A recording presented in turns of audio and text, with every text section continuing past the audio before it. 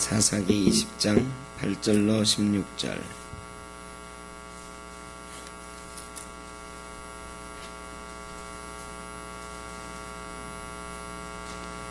구약성경 396쪽 사사기 20장 8절에서 16절입니다.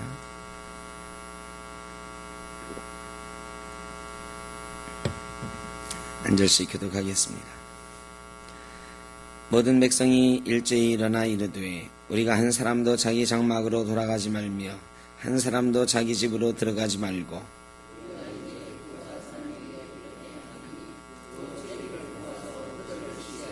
우리가 이스라엘 모든 지파 중에서 100명의 10명, 1000명의 100명, 10,000명의 1000명을 뽑아 그 백성을 위하여 양식을 준비하고 그들에게 베냐민의 기브아에 가서 그 무리가 이스라엘 중에서 망령된 일을 행한 대로 징계하게 하리라 하니라.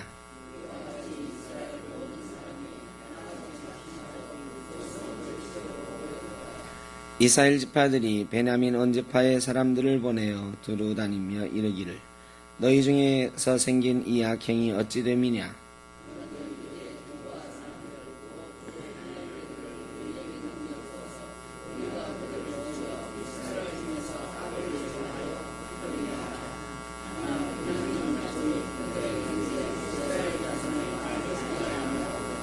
도리어 성읍들로부터 기브아에 모이고 나가서 이스라엘 자손과 싸우고자 하니라.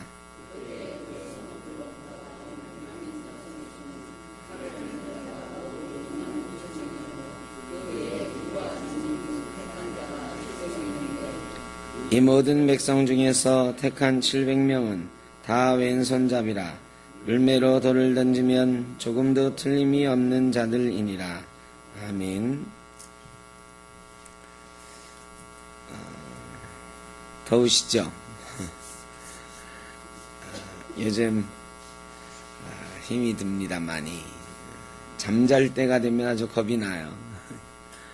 또 오늘은 몇 번을 깼다 잠들었다 해야 될까 걱정이 많은데 여러분도 잠자는데 불편하지 않은지 모르겠습니다. 이런 때일수록 하여간 어떻게든 더위를 이기는데 최선을 다해야 됩니다. 우리 어르신들 뜨거운 떼약볕 아래서 오래 다니지 마시고 가능하면 12시에서부터 5시까지는 떼약볕이 있을 때는 좀 시원한 데서 계시라 그러더라고요.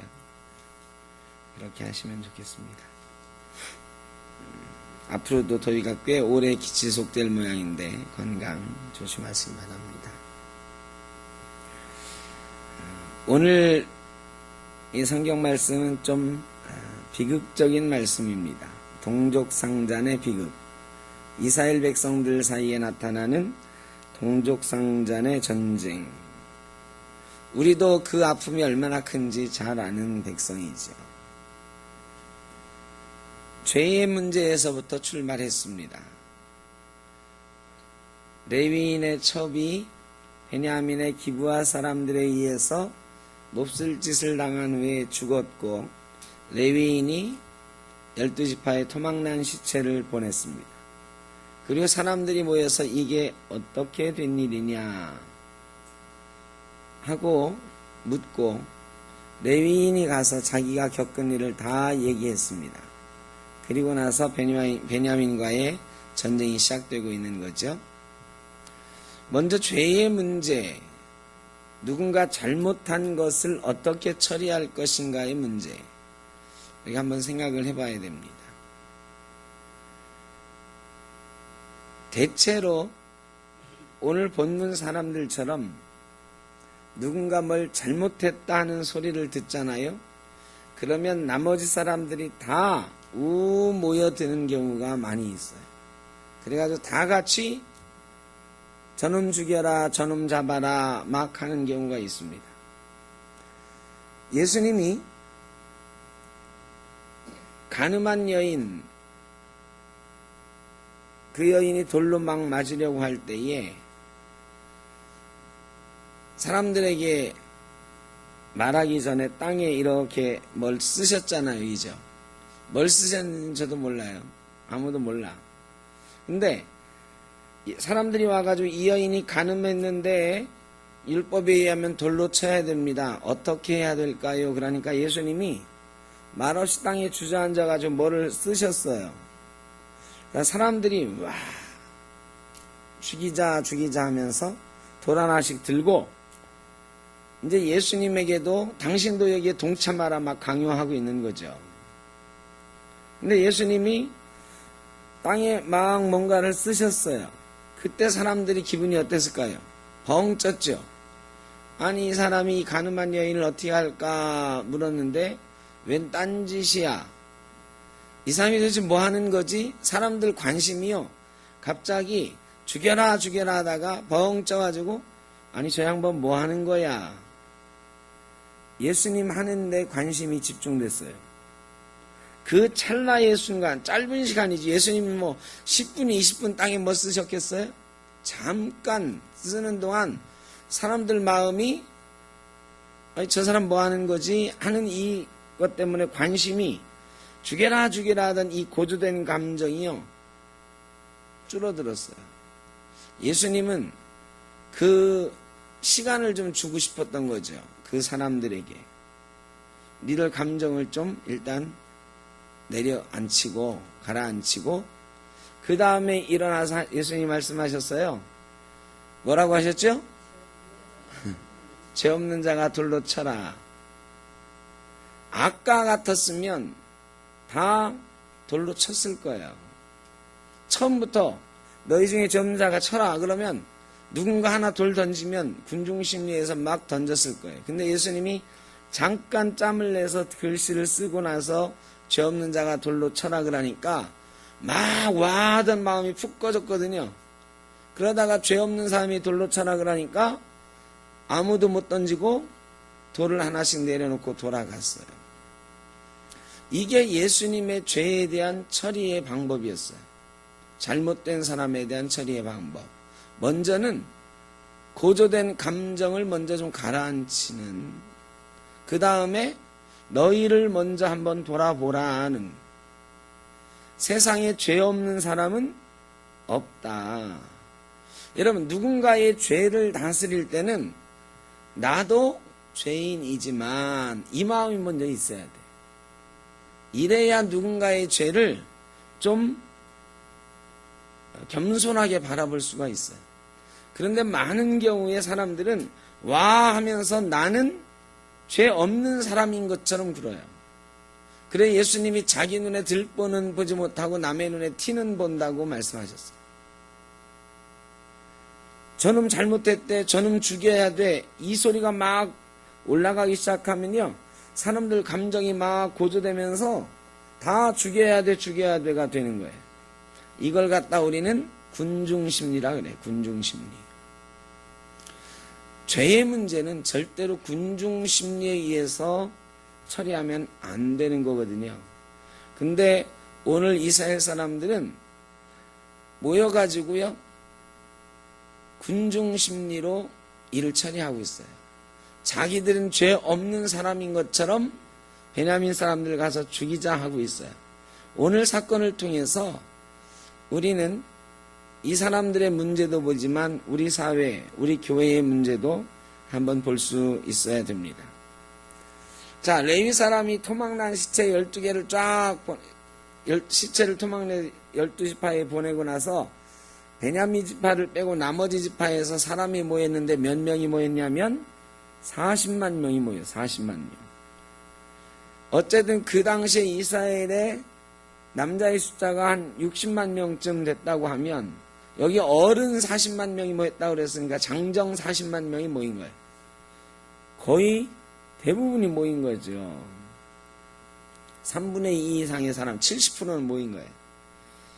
그 사람들이 모여가지고 이 토막난 시체가 뭐냐 알아보기 시작했는데 레위인을 불렀어요. 토막난 시체를 보낸 사람을 불렀어요. 자, 여러분, 레위인을 불렀으면 어떤 사건이 있잖아요. 죄가 있잖아요. 이 죄의 문제를 돌아보기 위해서는 누구를 불러야 돼요? 죄 지은 사람. 지금 지금은 누굴 부른 거예요? 피해를 당한 사람을 부르죠. 피해를 당한 사람, 피해자를 불렀어요. 그럼 반드시 또 누구를 불러야 돼? 가해자를 불러야 돼요. 양쪽 얘기를 반드시 들어봐야 돼. 그런데 첫 번째 잘못된 게 뭐냐? 레위인만 불렀어. 레위인만 부르고 레위인이 감정이 섞여 있는 얘기를 하는 거지. 막 베냐민에 어떻게 해서 가서 자게 됐고, 기브아 사람들이 자기 부인에게 어떤 못된 짓을 했고, 뭐 이 얘기를 막 감정 섞어서 한 거야. 사람들이 어떻게 이럴 수가 있느냐고 분개하면서 베냐민을 쳐들어가자 오늘 본문에 나오고 있어. 첫 번째 잘못은 피해자만 불렀다. 여러분, 피해자만 부르면 반드시 피해자는 앞뒤 싹 빼고 뭐만 얘기해요? 자기가 당한 얘기만 하는 거야. 왜 당했는지는 얘기 안 해. 어떤 사람이 한 대 두드려 맞았어. 이게 그냥 두드려 맞았으면 폭행죄로 뭐 징역 1년 만약에 이렇다면, 근데 이 사람이 맞을 만한 짓을 해서 맞았어. 그러면 집행유예 뭐 이렇게 되는 거거든. 심하면 정당방위 이렇게 되는 거예요. 그러니까 누군가 피해를 당했으면 반드시 누구 얘기도 들어봐야 된다? 때린 놈 얘기도 들어봐야 된다. 왜 때렸냐? 왜 때렸냐? 그러니까 재판장이 들어보니까 이 맞은 놈이 어때요? 맞을만 했거든. 그러면 야, 맞을만 한 일이긴 하지만 그렇다고 그렇게 몽둥이로 사정없이 패면 되냐? 맞을만 하지만, 네가 한 대 때릴만 하지만 그래도 법적으로는 네가 잘못했다. 그래서 폭행죄 1년, 감옥 1년, 징역 1년에 처하고 대신 때릴만 했으니까 정상을 참작해서 이 집행을 뭐 2년간 유예한다. 이렇게 되는 거거든요. 그래야 정확한 판결이 나오는 거예요. 반드시 양쪽 얘기를 다 들어봐야 됩니다. 여러분, 근데 우리가요, 이 실수 참 많이 합니다. 교회에서도 이 실수 많이 해요. 누가 뭐 했대. 이거 가지고 이게 한 다리만 건너면은, 여기 지금 몇 줄이야? 하나, 둘, 셋, 넷, 다섯, 여섯, 9줄. 내가 박장로님한테 문장을 하나 한 20자짜리 문장을 딱 알려드리고 뒤로 전달해 보세요. 그러면 저 뒤에 가면 어떻게 된다고요? 에? 한번 실험해볼까? 안 해봐도 뻔해요. 안 해봐도 뻔해. 완전히 다른 얘기가 되어 있는 거예요. 사람 말은 한 번 옮겨질 때마다 덧붙여지고 또 빼지고 완전히 다른 얘기가 되는 거예요. 우리가 뭐 너무 많이 경험했던 거잖아요. 그래가지고 어떤 문제가 있다라고 생각을 하고 자기가 그 문제에 대해서 얘기를 하고 싶거나 또 자기가 뭔가 행동을 하고 싶으면 반드시 자기 입을 열기 전에, 자기 행동을 하기 전에 뭘 해야 돼요?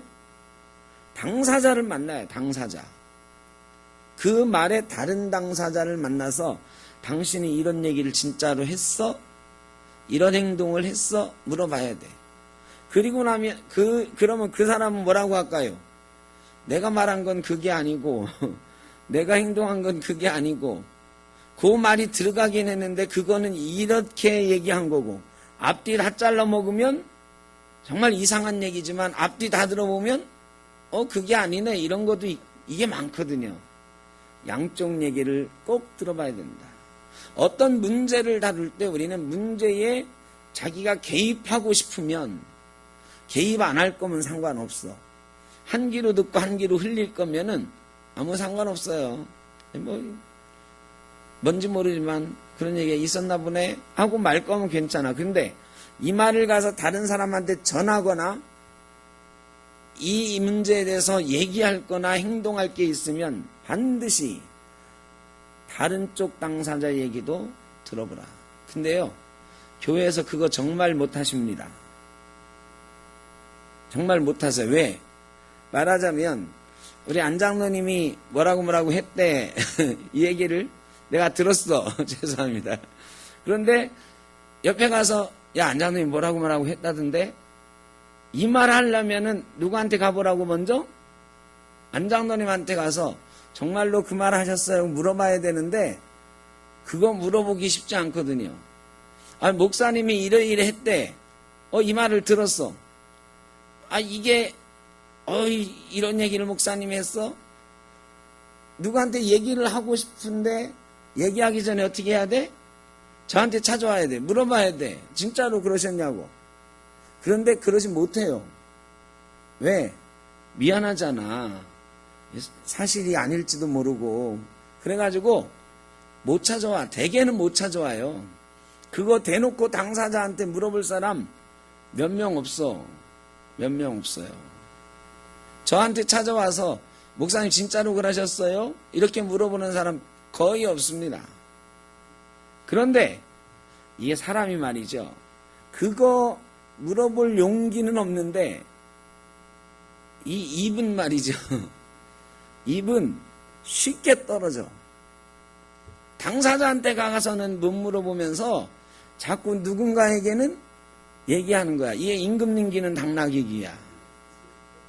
말 안 하면 막 속에서 병이 생겨요. 그래가지고 이 갈대숲에 가가지고 임금 넘기는 당나귀기다 소리라도 한번 질러야 속이 좀 후련한 거야. 그런데 이 반말은 쥐가 듣고 낱말은 새가 듣는 거야. 누군가 들어요. 누군가 들으면 그 들은 사람도 또 이거 목사님한테 찾아가 내 물어봐 말어 하다가 안 찾아오고는 또 뭐라 그래? 또 임금 넘기는 당나귀기다 하고 소리치는 거지. 그러면 세상 사람이 다 알게 되는 거야.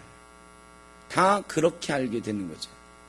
이게 우리 문제의 문제예요. 문제를 해결하는 데 있어서의 큰 문제. 대체로 그래요. 이런 문제를 수도 없이 우리가 겪어요. 그래서 첫 번째 원칙은 문제가 있을 때는 반드시 문제의 당사자 두 사람을 다 불러다 놓고 얘기를 들어야 된다. 이게 첫째. 근데 그거 못할 거면 입도 뻥긋하지 마라. 알지도 못하면서. 반대쪽 당사자는 얼마나 이 문제가 치명적이고 이런지 여러분이 잘 알잖아요. 잘 알아요. 이 말이 한 바퀴 돌아가지고 나한테 막 쏟아져 오는데, 여러분한테 막 쏟아져 오는데 내가 언제 그런 말 했는데, 근데 우리 교회는 벌써 다 그 사람 내가 그런 말 했다고 알고 있네. 이거 심각합니다. 정말 심각해요. 옛날에만 있었던 게 아니고 지금도 계속 우리 사회에서는 이런 일들이. 그래서요, 요새 세상에 말이죠, 제일 문제되는 게 뭐냐? 가짜뉴스예요. 가짜뉴스. 가짜뉴스가 너무 많아요. 제가 나중에 설교를 제대로 한번 8월 첫째 주쯤 하려고 하는데, 여러분 예멘 난민을 어떻게 생각해요? 예멘 난민. 제주도 예멘 난민. 이거에 대해서는 왈가왈부 말이 많아. 예멘 난민 받아야 돼? 말아야 돼? 솔직히 말해서 괜찮아요? 저는 일단 결론적으로 저는 받지 말아야 된다고 생각하는 사람입니다만, 받지 말아야 된다는 이유가 달라요. 이유가 달라. 받지 말아야 된다고 기독교인들이 제일 많이 반대하고 있는데, 반대하는 가장 큰 이유가 뭐냐면 그들이 무슬림이다 이래서 그래요. 그래서 무슬림에 대해서, 여러분 근데 세계에 무슬림이 20억 가까이 되는데 이 사람들을 다 여러분, 그러면서도 우리가 중동에 가서 석유도 사오고 우리 물건은 수출하고 싶고 그런 거잖아요. 그럼 관계를 끊어야지 진짜로. 그러면 오해가 있어요. 가짜 뉴스들이 많아. 그런데 또 찬성하는 사람들, 예멘 난민이니까 받아줘야 된다. 이것도 가짜 뉴스예요, 가짜 뉴스. 이 사람들은 난민이 아니에요. 제가 반대하는 이유는 진짜 난민이면은 저는 무슬림 관계없이 받아야 된다 생각해요.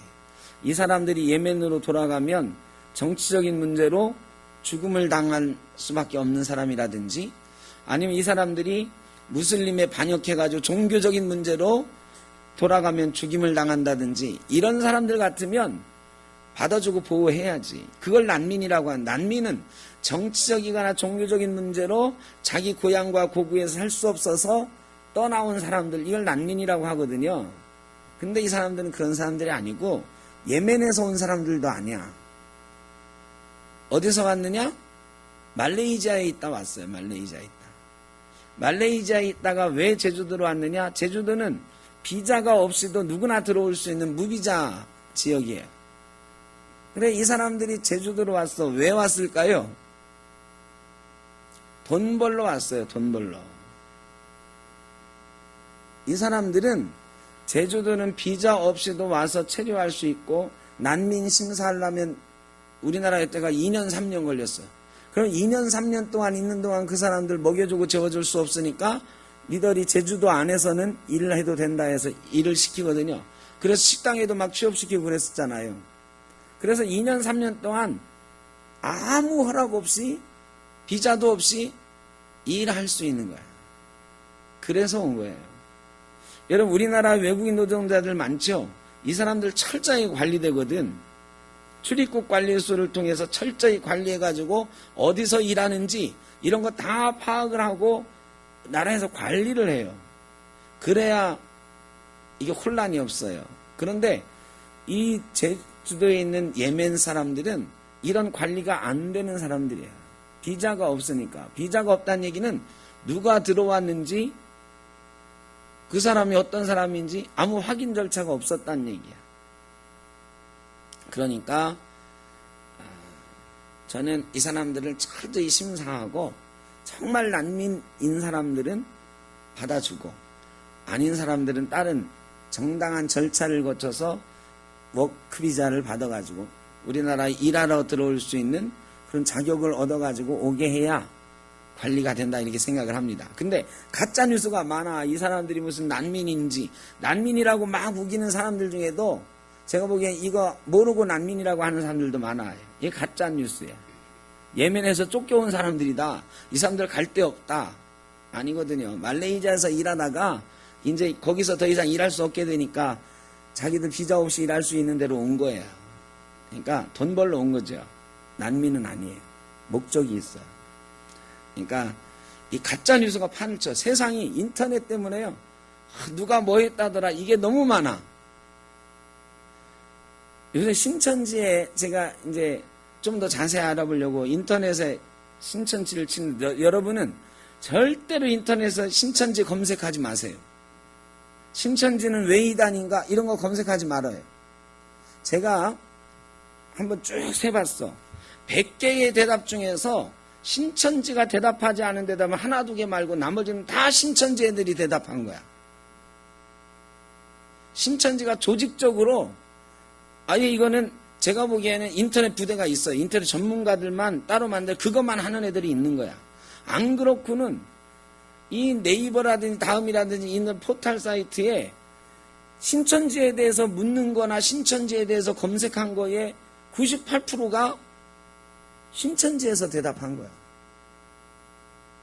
정말 위험해요. 그러니까 멋 모르고 신천지는 왜 이단인가? 이단인 거 알고 싶어서 쳤잖아요. 그래 거기 있는 거 읽어보다가 신천지가 이단이 아니네. 신천지가 이런 거였어? 이렇게 된다고요. 여러분 절대로 그렇다고 또 그런 사람이 내가 목사님이 한 말이 맞는가 한번 좀 확인해 봐야지. 확인하지 마세요. 제가 몇 번 해봤어. 실제로 여러 가지 질문을 넣어봤어요. 근데 다 그래. 어떤 질문을 넣더라도 다 신천지 대답이 대부분이에요. 큰일이다. 이게 근데 다 가짜 뉴스거든. 그래 이런 걸 통해서 사람들이 믿는 거야. 인터넷에 나오면 그게 진리인 줄 알아. 이게 가짜 뉴스예요. 가짜 뉴스. 여러분 죄의 문제를 처리하는 데 있어서 양자 이야기를 들어야 된다. 두 번째로는 한 사람 이야기를 들을 때, 레위인 이야기를 듣는데 이 사람 자기 얘기는 쏙 빼놓고 자기가 당한 얘기만 하고 있잖아요. 원래 잘못은 뭐예요? 지가 첩을 얻은 거야.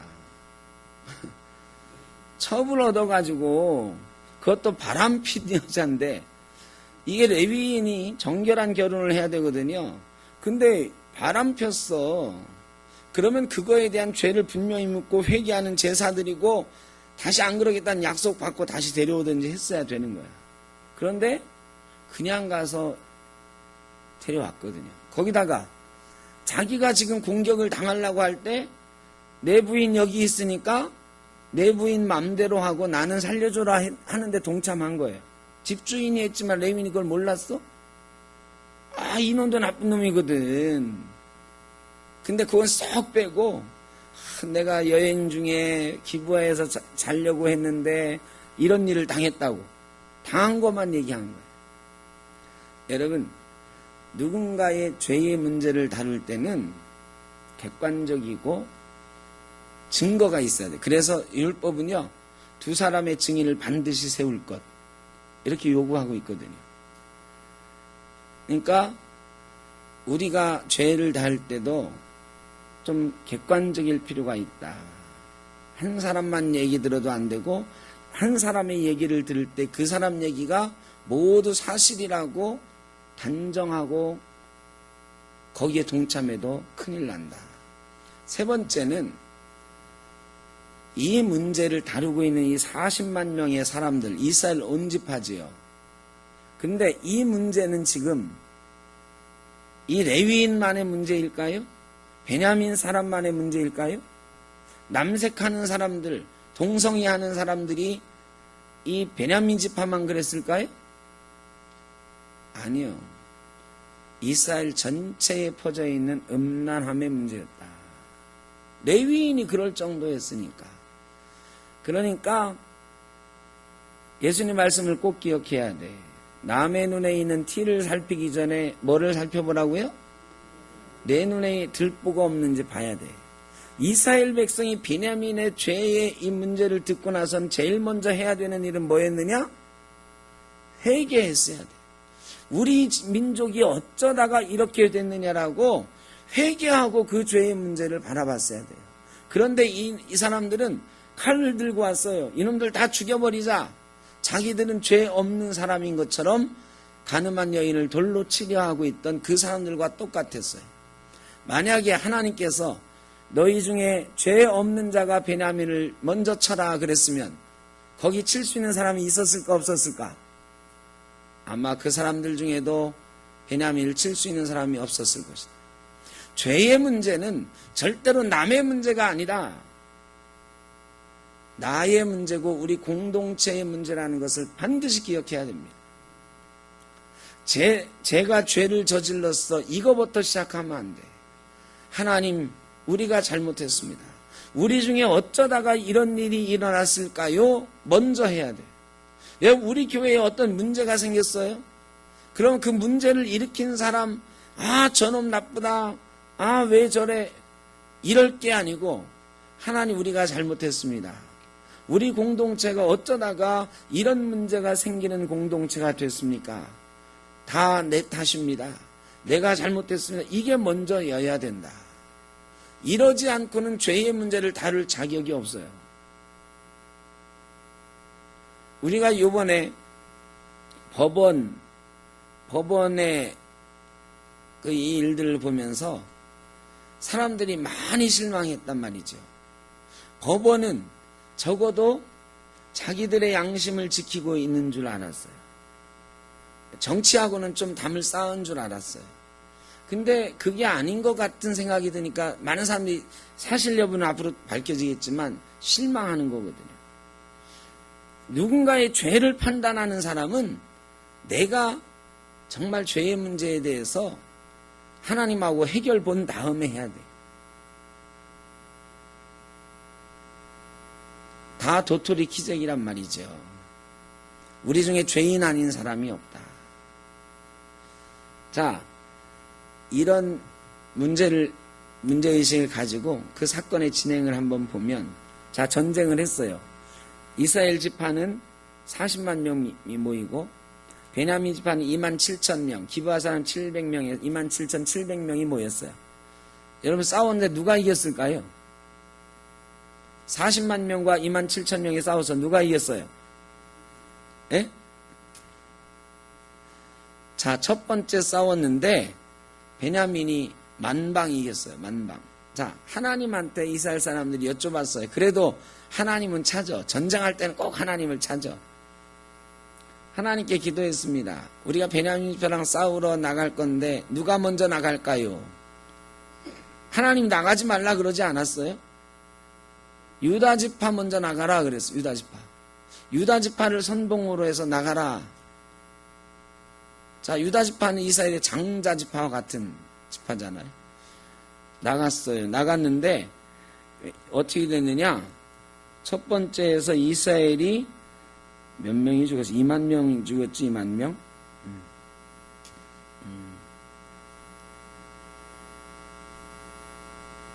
처음에 전쟁을 했는데 이 유다 지파가 선봉이 돼가지고 나갔을 때 2만 명 이상의 사람들이 죽었어요. 어디 있느냐? 17절부터 보면 18절에 이스라엘 자손이 일어나 베델로 올라가 산한 끼어주어 이르되 우리 중에 누가 먼저 올라가서 베냐민 자손과 싸우리까 하니 여호와께서 말씀하시되 유다가 먼저 갈지니라. 먼저 가라고 그랬죠? 그래가지고 나갔어요. 21절에 베냐민 자손이 기브아에서 나와서 당일에 이스라엘 사람 22,000명을 땅에 엎드렸으나, 여러분, 이스라엘 사람이 이겼어야 되잖아. 그런데 베냐민 지파는 27,000명밖에 안 돼. 첫 번째 전쟁에서 자그마치 22,000명이 죽었어요. 이스라엘 사람이. 이게 어떻게 된 거야? 그런데 이스라엘 사람들이요, 다시 진영을 다시 갖춰가지고 23절에 이스라엘 자손이 올라가 여호와 앞에서 또 물어 저물도록 울며 여호와께 여쭈어 이르되 내가 다시 나아가서 내 형제 베냐민 자손과 싸우리까 하니 여호와께서 말씀하시되 올라가서 치라. 자, 두 번째도 하나님이 올라가서 치라 그랬어. 이번엔 어떻게 됐을까요, 여러분? 이스라엘 지파가 이겼을까요? 베냐민 지파가 이겼을까요? 성경 찾지 말고. 또 베냐민이 이겼어. 이스라엘 사람이 18,000명이나 또 죽었어요. 이게 어떻게 된 거예요, 이게? 하나님이 올라가라 했는데. 여러분, 하나님이 첫 번째 전쟁, 두 번째 전쟁에서 이스라엘 사람이 4만 명이나 죽게 하셨어요. 40만 명 중에 10분의 1이 죽게 하셨어요. 이게 뭘까? 이게 뭘까요? 이 죄의 시작은 먼저 어디에 있다? 너희에게 있다. 이건 그냥 싸움에서 진 게 아니라 40만 명 중에 4만 명이라고 하는 어마어마한 숫자가 죽은 거예요. 하나님이 올라가라 하셨으면 이기게 하셨어야 되는데, 올라가라는 하셨는데 내가 이기게 하겠다는 말씀을 하셨어요, 안 하셨어요? 안 하셨어. 그러면 이 전쟁은, 첫 번째 전쟁, 두 번째 전쟁은 누구를 벌주기 위한 전쟁이에요? 하나님이 이스라엘 전체에게 죄를 묻는 전쟁이었다. 하나님이 먼저 이스라엘의 죄를 물으신 거예요. 이놈들아, 이거 너희의 죄 아니냐? 너희가 먼저 회개하고 너희의 죄 문제 먼저 해결하고 그 다음에 베냐민 문제를 나에게 가져와야지. 니들은 하나도 잘못이 없는 것처럼, 니들도 똑같은 놈들인데 베냐민 치겠다고 먼저 나오면 나는 공평한 하나님인데, 정의로운 하나님인데 그럴 수 있겠느냐 하는 거죠. 하나님이 먼저 이스라엘을 벌하셨어요. 그리고 나서 26절에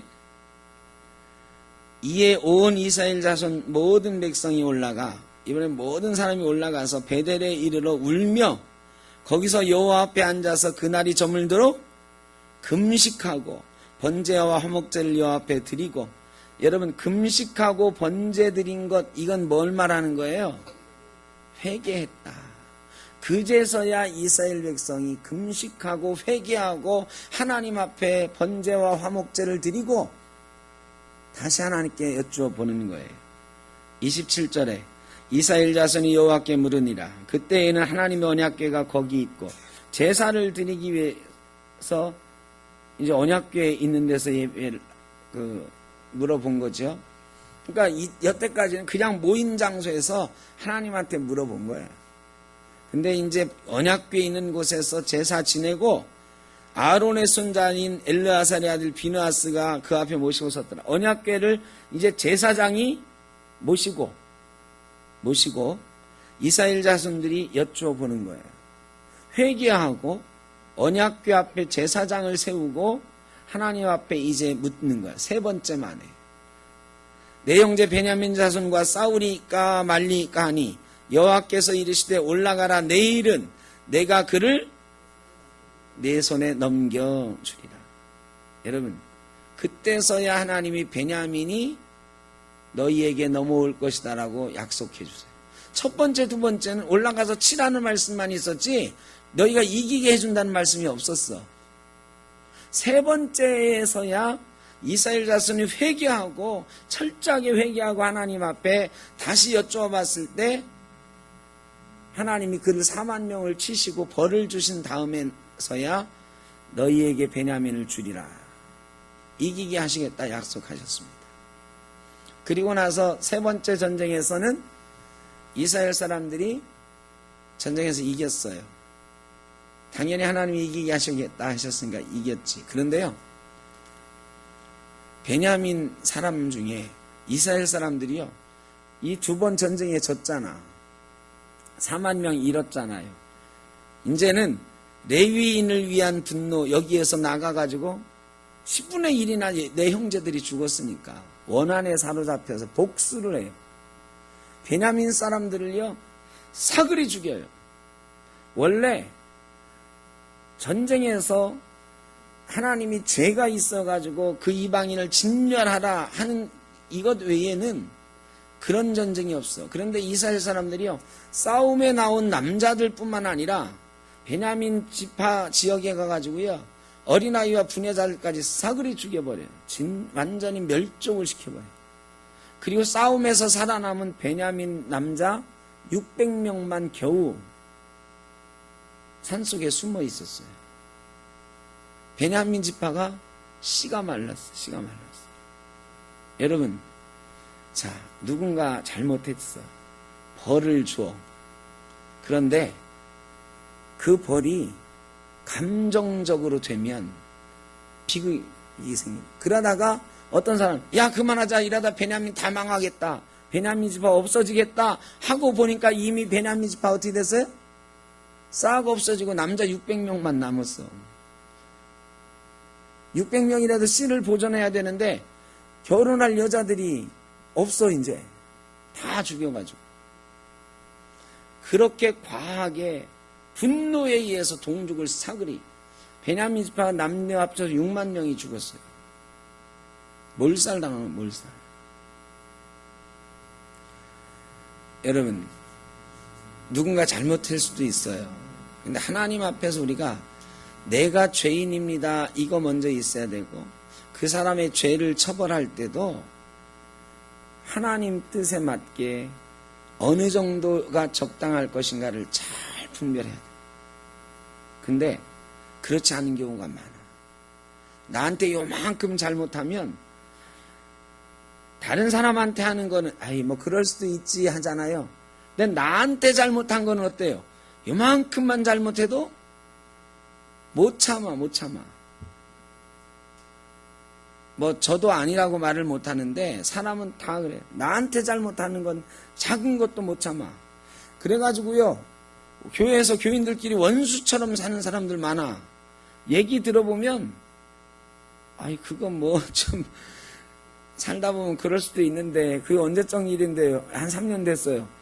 아니 그 일 때문에 그래 3년 동안 둘이 그렇게 원수처럼 사는 거야? 이런 때가 내가 있다니까. 이게 우리 사람이에요. 감정적이 돼.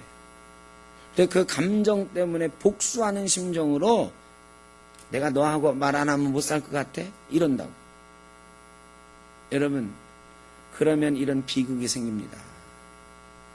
처음에는 작은 일로 시작했으나 베냐민 지파 사람한테 뭐라고 했냐면, 처음에는 야, 너희는 우리가 너희하고 전쟁할 생각 없어. 잘못한 기부하의 그 불량배들 있잖아. 에?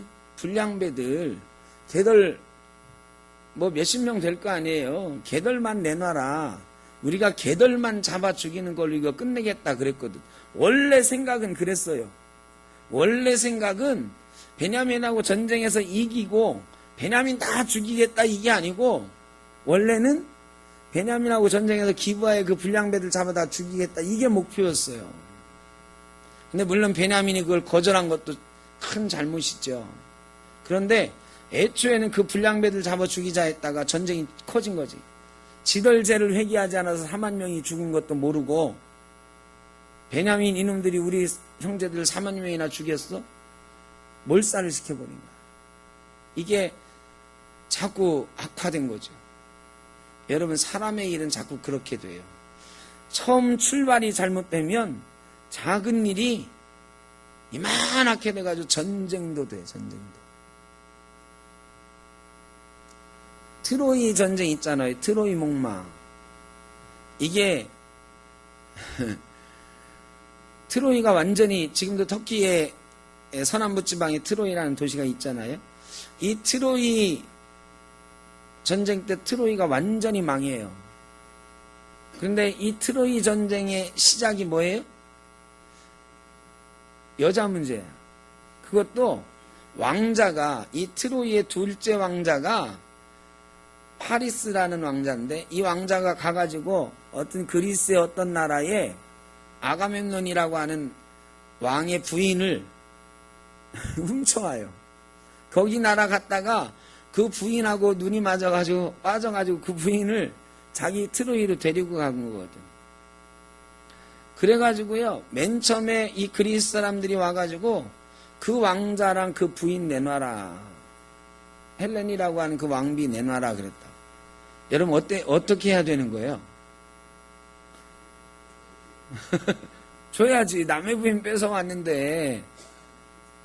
그런데 그거 안 하려고 하다가 그 나라 전체가 망하게 된 거예요. 작은 일이 큰일 되는 거죠. 물론 베냐민 사람들의 이 지혜롭지 못한 행위도 있어요. 그러나 어쨌든 간에 이 죄의 문제는 잘못 처리하게 되면 양쪽 다 심대한 타격을 입고 공동체가 무너지는 결과를 가져오게 된다. 여러분, 우리에게도 남의 문제는 절대 아닙니다. 우리에게도 문제는 반드시 있어요. 문제가 생깁니다. 특별히 잘못한 사람도 생기고요. 나하고 감정이 틀어지는 사람도 생깁니다. 그런데 그때 정확하게 처리해요. 내가 어떤 말을 들었다? 양쪽 얘기를 들어봐라. 들어볼 자신이 없으면 어떻게 하라? 예? 입 닫아라. 이게 잘 안 돼. 첫째로는 입을 닫아라.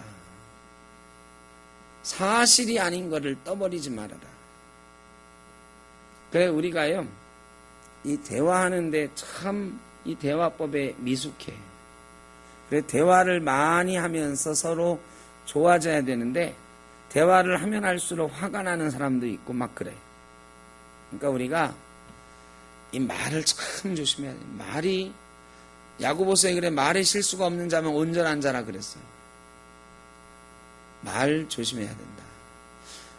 죄의 문제를 처리할 때는 나의 죄의 문제를 먼저 바라봐야 된다.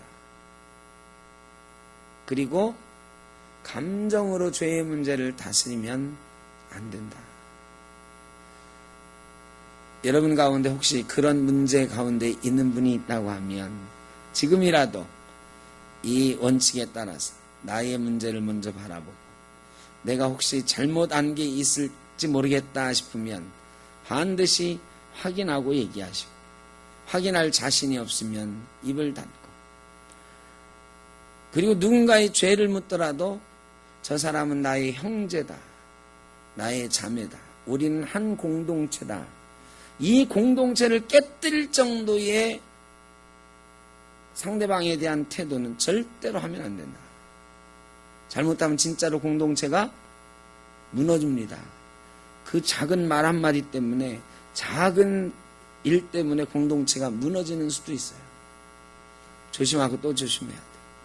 이건 가정에서도 마찬가지예요. 그래, 예수님, 서신에 그러셨어요. 부모들아, 내 자녀를 노엽게 하지 말라고. 이게요, 요즘 애들 말 한마디 잘못하면 엄청 화내고 막 난리도 아니거든. 이 가정에서도 서로 노엽게 하지 않도록 조심하고 또 조심해요.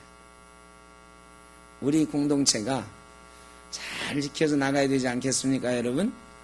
그러기 위해서는 우리가 이 평화로울 때는 아무것도 아니에요.